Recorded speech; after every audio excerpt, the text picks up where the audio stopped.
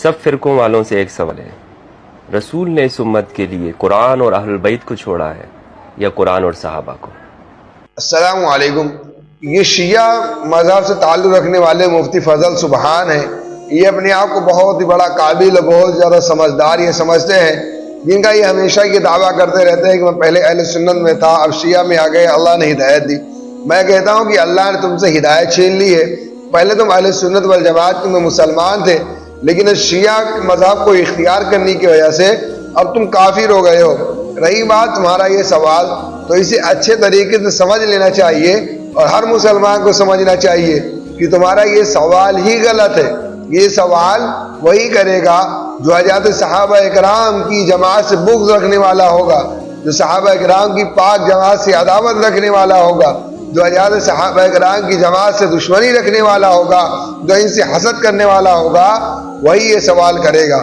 ورنہ یہ بات کون نہیں جانتا کہ حضور اکرم صلی اللہ علیہ وسلم کے گھرانے کے لوگ یعنی کہ اہل بیت وہ بھی صحابہ میں آتے ہیں۔ تم نے یہ سوال کر کے سوال ہی الٹا کر دیا۔ اب یہ کہا جائے کہ جو اہل بیت ہے وہ صحابہ نہیں ہے، یہ سوال ہی غلط ہے۔ یہ بات اچھی طریقے سے سمجھ لینی چاہیے کہ حضور اکرم صلی اللہ علیہ وسلم کے اہل بیت بھی صحابہ میں سے آتے ہیں۔ حضور اکرم صلی اللہ علیہ وسلم کے ازواج مطہرات یہ بھی صحابیہ میں سے آتی ہیں۔ یہ ساری امت مسلمہ کی مائیں ہیں۔ یہ مسلمان حضور اکرم صلی اللہ علیہ وسلم کے نام پر کلمہ پڑھنے والے، جنہوں نے رسول اللہ صلی اللہ علیہ وسلم کو ایمان کی حالت میں اللہ کے نبی صلی اللہ علیہ وسلم کا دیدار کیا ہو اور ایمان ہی کی حالت میں دنیا سے گئے ہو، ایسے لوگوں کو صحابہ کہا جاتا ہے۔ اب یہ بات سمجھ لینی چاہیے۔ اب دونوں کو الگ الگ کر دیا جائے، یعنی اہل بیت کی جماعت کو الگ بنا دیا جائے اور صحابہ کرام کی جماعت کو الگ بنا دیا جائے، تو پھر میرے عزیزو یہ بات آپ اچھے طریقے سے یاد رکھیں، آپ اہل بیت تک نہیں پہنچ پائیں گے۔ کیوں؟ اس لیے کہ اہل بیت کی شناخت، اہل بیت کی پہچان اگر کسی نے کرائی ہے سچے معنوں میں تو صحابہ کرام کی جماعت ہی نے کروائی ہے۔ حضرت ابو بکر نے کروائی ہے، حضرت عمر نے کروائی ہے، حضرت عثمان غنی رضی اللہ تعالیٰ عنہ نے کروائی ہے۔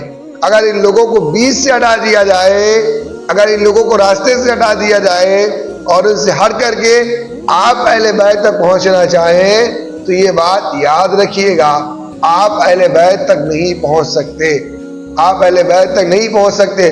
اور یہی شیعہ ہے جو اہل بیت کے نام پر لوگوں کو دھوکہ دے رہے ہیں اور لوگ ان کے دھوکوں میں آ رہے ہیں۔ ان کے یہاں پوچھو کہ اہل بیت میں کتنے لوگ آتے ہیں؟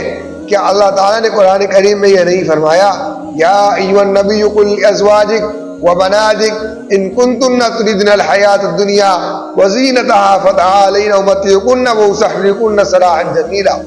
اللہ تعالیٰ نے یہ ساری آیتیں فرماتے پوری آیت پڑھتے جائیے، 21ویں پارے کا آخری صفحہ اور پھر 22ویں پارے کا شروع، وَمَن يَقْنُتْ مِنْهُنَّ سے نیچے آئیے، إِنَّمَا يُرِيدُ اللَّهُ لِيُذْهِبَ عَنْكُمُ الرِّجْسَ أَهْلَ الْبَيْتِ وَيُطَهِّرَكُمْ تَطْهِيرًا۔ اللہ تعالیٰ نے یہ آیت کس کے بارے میں نازل فرمائی؟ عقل کے اندھو، تمہارے اندر اتنی ہوش نہیں ہے کہ اگر اہل بیت کا تذکرہ کرتے ہو تو کیا اہل بیت میں حضرت عائشہ رضی اللہ تعالی عنہ نہیں آتی؟ کیا حضرت سودا نہیں آتی؟ حضرت میمونہ نہیں آتی؟ کیا یہ لوگ اہل بیت سے باہر ہیں؟ لیکن عقل کے اندھو، تم لوگوں کے یہاں سوائے عوام کو بہکانے برگلانے کے علاوہ کچھ ہے ہی نہیں۔ اسی لیے یہ بات یاد رکھی جائیے کہ اہل بیت کا تذکرہ ہونا بالکل ضروری ہونا چاہیے، لیکن جتنے لوگ اہل بیت میں آتے ہیں ان سب کا تذکرہ ہونا چاہیے۔ نہ صحابہ کرام کو چھوڑ کر کے آپ اہل بیت تک پہنچ سکتے ہیں اور نہ اہل بیت کو آپ چھوڑ کر کے صحابہ کی جماعت تک آپ پہنچ سکتے ہیں۔ اس لیے بات سمجھنے کی ہے، سوچنے کی ہے۔ عقل اللہ نے دی ہے، اس کو صحیح جگہ استعمال کیا جائے اور شیعوں کے دھوکے سے، فریب سے، دجال سے اور مکاری سے دور رہنا چاہیے۔